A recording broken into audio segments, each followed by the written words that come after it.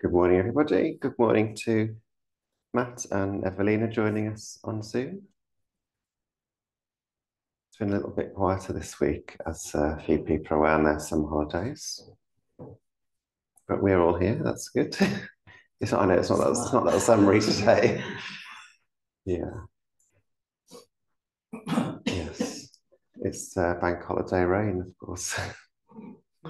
So we're going to begin by a Dharma glimpse from the Bright Dawn collection, which Barbara is going to read for us this morning.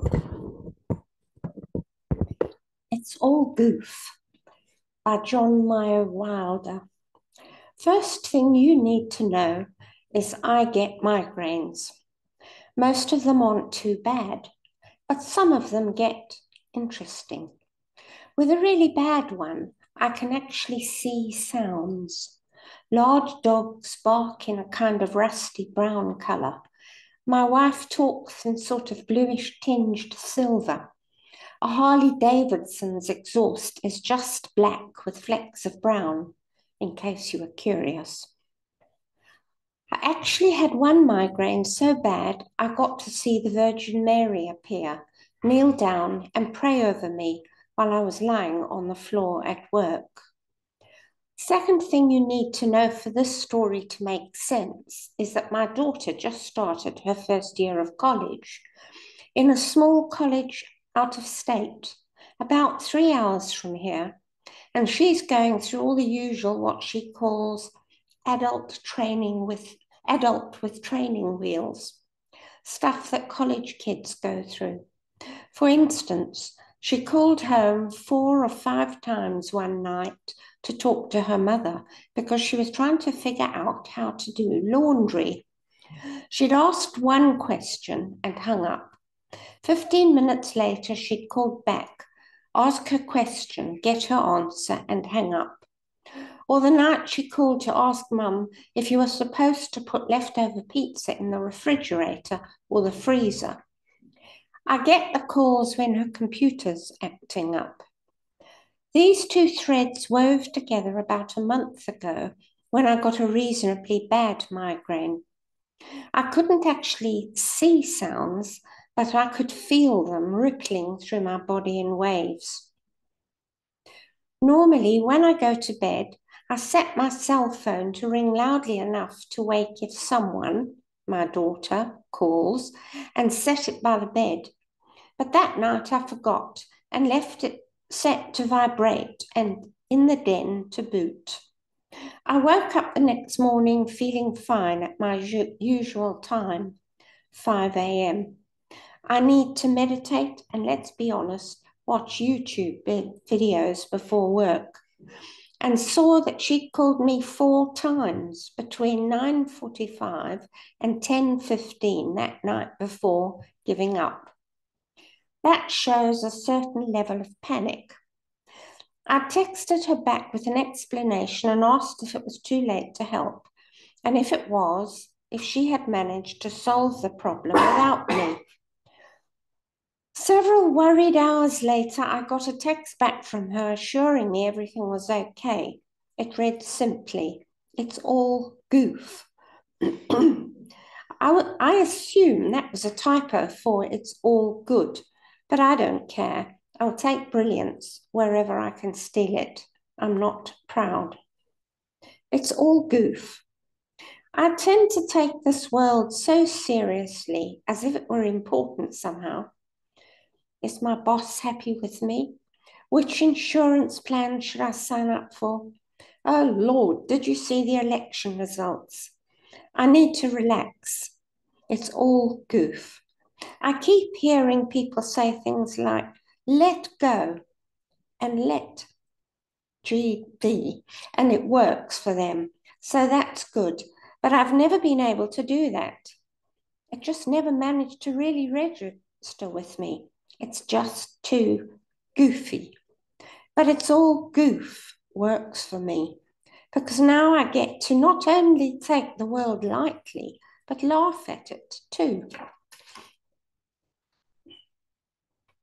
Admit to the humour, the absurdity of it all, the imperfect, unsatisfactory, impermanent, ridiculous nature of all compounded things when I remember. It's all goof. I haven't found what I'm looking for yet, but I'm keeping my eyes open for just the right Walt Disney merchandising. I want just the right Bodhisattva goofy icon for my altar. I know it when I see it. I've even got this image in my head of Goofy in saffron robes sitting on a lotus blossom that might make a nice tattoo. I'll have to sit with that one for a while. It's all goof. It doesn't have the depth of form is emptiness, emptiness is form. But as someone who approaches the great depth of Dharma wisdom only to run back to the kiddie pool, I'm happy with it. When I get hung up on making the right decision to avoid dire consequences or capitals, like in Winnie the Pooh, which I frequently do, I repeat my new mantra. It's all goof. And somehow it all seems a bit sillier, a bit less important, again, all in capitals. It's all goof, gas ho.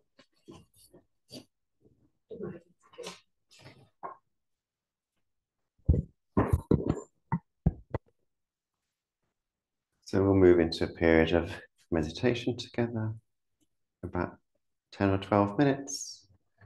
Invitation to notice first the physical sensation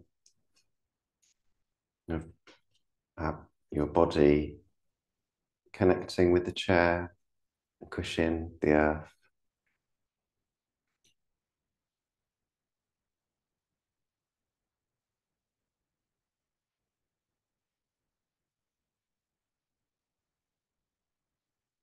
And tuning into the breath, not trying to change how you breathe, just noticing cooler air entering at the tip of the nose, warmer air leaving.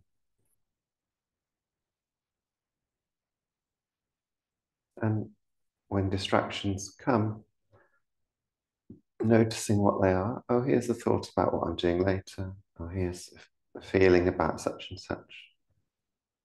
And then releasing them, returning to the breath.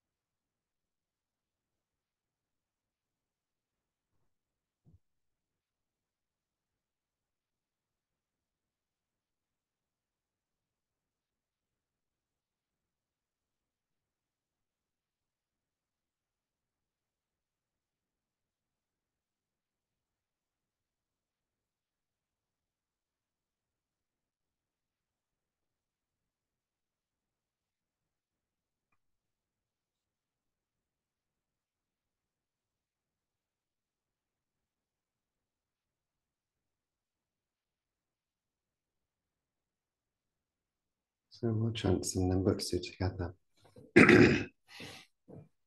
using the word Amitabha, which means infinite light. So connecting our hearts to the infinite love and wisdom of the Buddha, which is the infinite love and wisdom of the universe. Amitabha,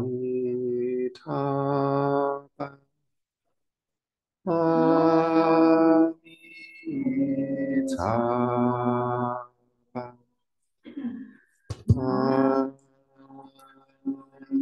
Amitabha,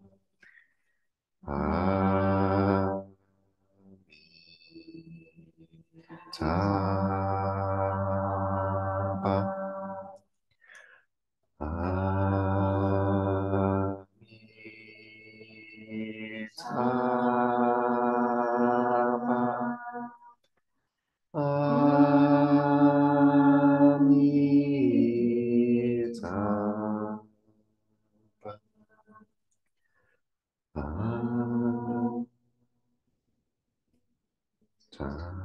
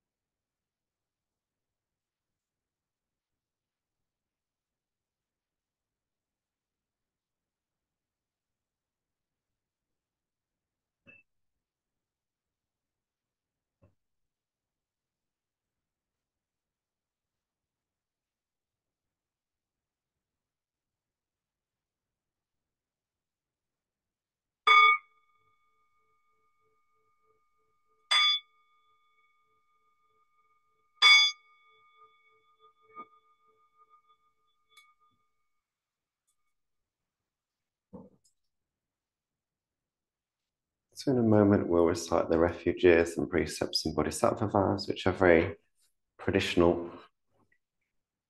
Buddhist words that connect us to Buddhists across the world who will be saying these things in more or less the same way and right back to the Buddha's lifetime, 2,500 years ago. The words are on the liturgy sheet if you want to see them written down, but the first part I'll invite you to repeat after me. So we begin with the refuges, which is the things as Buddhists that we begin to place our trust in. Then we'll recite the precepts, which are an indicator as to the direction of travel that we want to be moving in. And then the bodhisattva vows express our heart's longing to bring peace to all beings. So please repeat after me. For refuge, I go to the Buddha. For refuge, I go to the Buddha. The one who is, excuse me, the one who is awake and full of love. The one who is awake and full of love. Namo Buddhaya. Namo Buddhaya. For refuge, I go to the Dharma. For refuge, I go to the Dharma. All that guides us to wisdom and compassion. All that guides us to wisdom and compassion. Namo Dhammaya. Namo Dhammaya. For refuge, I go to the Sangha. For refuge, I go to the Sangha. Those who live in the Buddha's light. Those who live in the Buddha's light. Namo Sanghaya. Namo Sanghaya. With faith in the three jewels. With faith in the three jewels. And in light of my human tendencies. And in light of my human tendencies. I pray that I may become aware. I pray that I may become aware. Of when I take life. Of when I take life. I pray that I may become aware. I pray that I may become aware. Of when I take what is not freely given. When I take what is not freely given, I pray that I may become aware. I pray that I may become aware. Excuse me. Of when I fall into sexual misconduct. Of when I fall into sexual misconduct, I pray that I may become aware.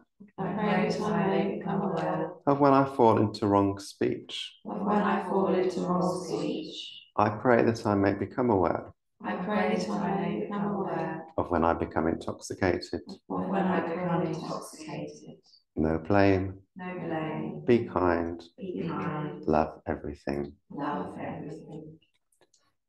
Innumerable are sentient beings. We vow to save them all. Inexhaustible are deluded passions. We vow to transform them all. Immeasurable are the Dharma teachings. We vow to master them all. Infinite is the Buddha's way. We vow to fulfill it completely.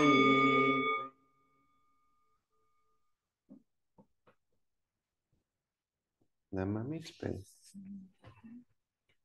One of the gifts we receive from our Buddhist practice is taking things more lightly. It's all goof, as we heard. And taking things more lightly is a bit, it's both a means and an end. It's an end in that taking things more lightly is the result of Buddhist practice. And it's something that we can appreciate in and of itself. Life is easier when we take things lightly. And it's also a means in that remembering to take things lightly makes life easier for ourselves and others when we don't cling on too tightly to expectations. Life's a little bit easier when we don't take ourselves so seriously or others so seriously. And of course, at the same time as this, the Buddha also invites us to take some things seriously. So as always, it's about finding balance and the middle way, not so light-hearted that we lose sight of caring for ourselves and each other and the earth, not so serious that we become so wound up in those things that we lose our sense of ease and naturalness.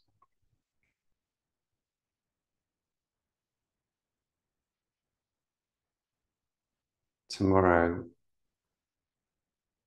I'm going to walk to the top of Snowdon or Bingwell with a couple of friends.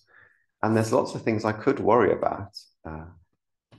It's going to rain. Will I get a blister? Am I going to get cold? Will we actually get to the top? I'm still feeling low energy from COVID. Like I've had 2 naps most days this week. And usually I only have 1 nap. What if I have an accident? What if somebody else has an accident? What if the car breaks down? I could take it all very seriously.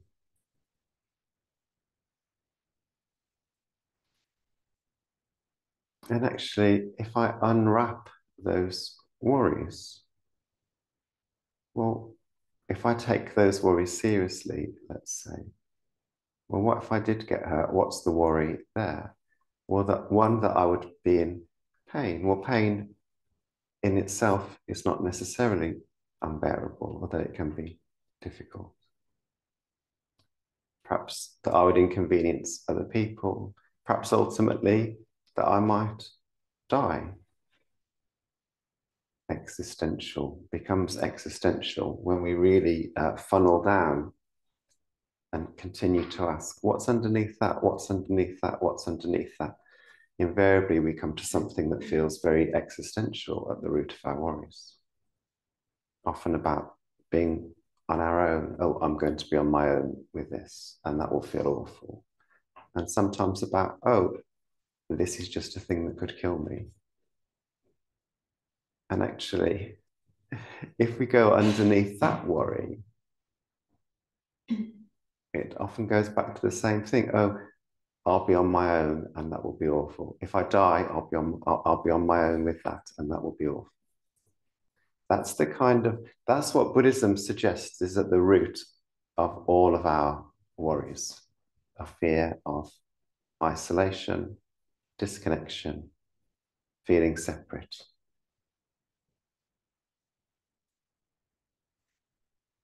And the antidote to that is to notice connections, to know that our sense of isolation is an illusion, is Maya.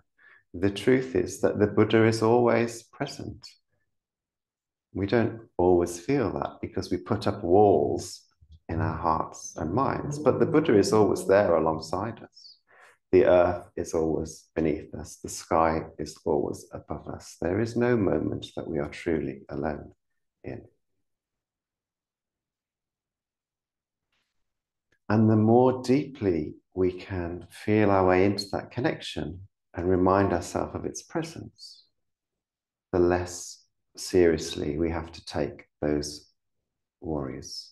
And we can go back up the funnel, back up the tree. And then those things that were worries on the surface, worrying about the rain, about getting a blister, about falling off the mountain, about the car breaking down, they're all a bit easier to bear because there's this trust that, well, whatever happens, I won't be on my own. The Buddha will be here. I'll be connected to the earth.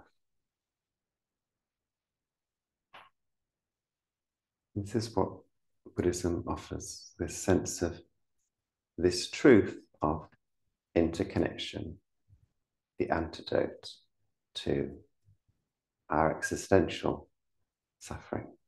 Namo Buddha.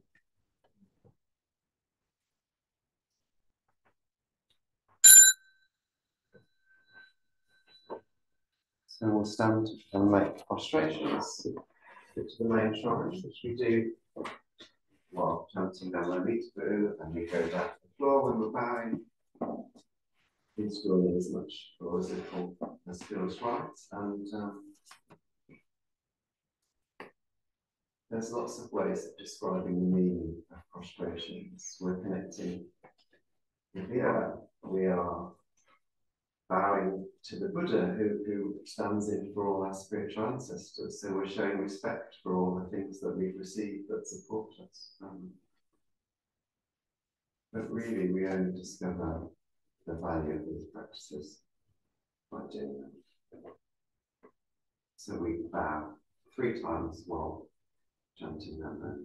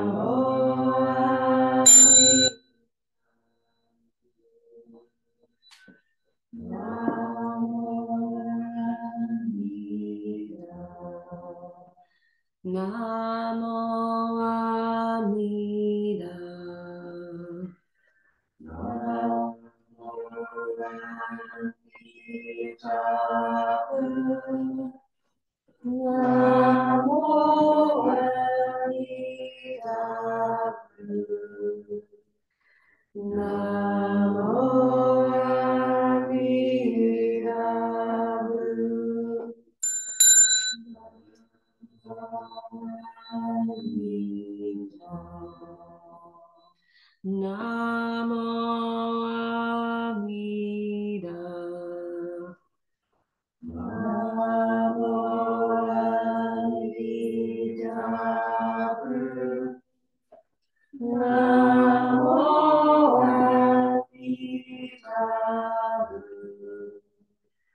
Namo Amida Bu. Namo Amida.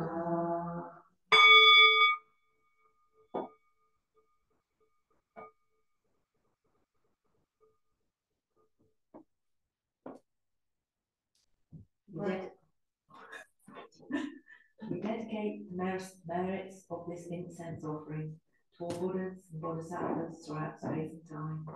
May it be as fragrant as earth itself, reflecting our careful efforts, our wholehearted awareness, and the fruits of understanding slowly ripening. May we and our sweet companions of Buddhas and Bodhisattvas, may we awaken from forgetfulness and realize our truth. In a moment, back to each other.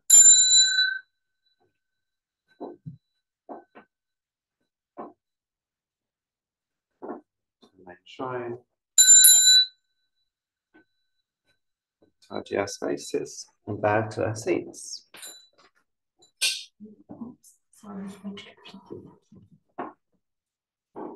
In a moment, we'll finish with the closing verse, which is on the top of the liturgy sheet. But before we do, a couple of announcements. So Satcha and I are going to be doing some clipping in the gardening in preparation for the walls being rebuilt, which you're welcome to join us for after practice.